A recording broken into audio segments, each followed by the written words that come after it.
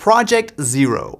That's the codename Samsung used for the Galaxy S6, and after spending a couple hours with it last week, I've got to say, this is the biggest upgrade to the Galaxy line yet. The biggest change is with the design. Gone are the days of plastic and fake chrome, and in is an all glass and metal build. It definitely shares some DNA with the iPhone, with a band of aluminum sandwiching 2 sheets of Gorilla Glass 4 on front and back, but it's the best kind of inspiration. The glass feels grippy in the hand and allows for some awesome looking color shifting depending on the light.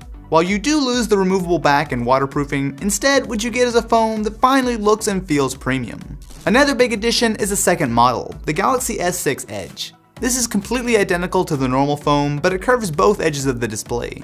Unlike the half-baked Note 4 Edge, this gives you easy access to swiping in from both sides with a slight but noticeable wraparound effect. It's hard to get across on video, but after years of staring at flat screens, even a minor curve goes a long way in giving the illusion of the screen flowing around the phone. Couple that with thinner and more comfortable bezels, and I'm surprised Samsung bothered with a normal Galaxy S6 at all.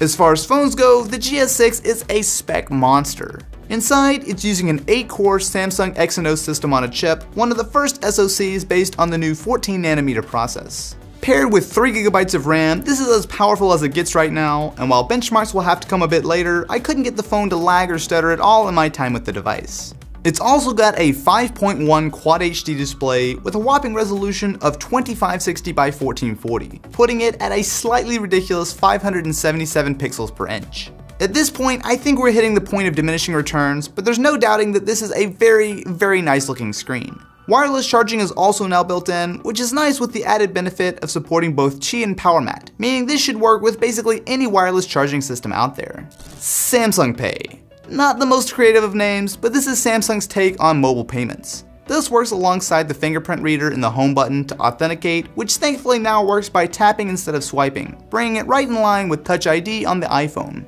Just like you would imagine, this works with NFC, but there's one major advantage, the ability to use it with normal magnetic stripe readers. Samsung Pay won't be up and running for launch, but according to Samsung, it will work similarly to normal NFC payments by holding the phone against the credit card reader, which should work on roughly 90% of systems. Where Project Zero was needed the most is on the software side, and here TouchWiz has finally been tamed. Samsung has slashed the amount of preloaded apps they include to a minimum and replaced them with some actually useful options like Microsoft OneDrive and Skype. The skin has been brought closer to stock Android, and thankfully it's running the latest 5.0 Lollipop update. It might not be quite as clean as the Nexus, but compared to earlier Galaxy models, it's like night and day. So what do you guys think about the Galaxy S6? Let me know in the comments below, and if you want the other side of this video, check out my buddy John from TLD, where he goes over what you need to know before getting the GS6.